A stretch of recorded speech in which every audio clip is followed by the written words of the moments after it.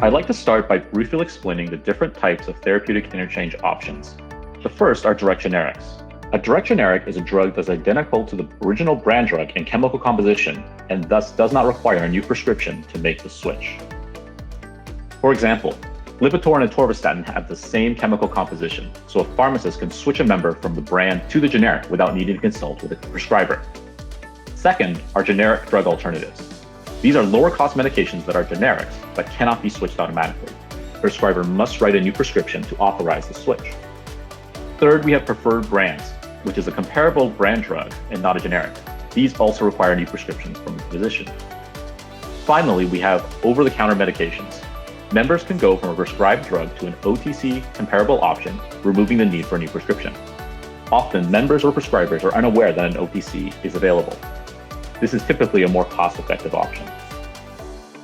One of the reasons we are talking about going beyond generics is because switching to the direct generic does not always have the best savings potential.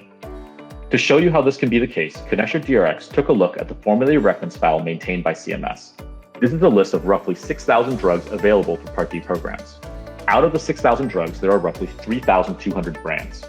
Per the graph, of those 3,200 brands, 62% had a therapeutic interchange option. This compares to only 40% which had a direct generic option. That's over 700 additional doses in the therapeutic interchange database, presenting a wealth of opportunity going beyond just generics. To further illustrate this point, let's look at two examples where the direct generic is not the cheapest option available. Here, we have averaged out the cost per unit for different branded generic drugs using CMS retail pharmacy pricing. These costs represent what health plans are paying for these medications, a portion of which is then passed on to their members as co-pays or coinsurance. The average Medicare cost of epi-pen is $310 per unit. Its direct generic, epinephrine, is $161, a 20% savings. However, there's also a brand alternative called Syngepi at $133, a savings of over 57% off the brand. For another example, let's look at the ADHD drug Concerta, retailing at $390 per month for 30 tablets.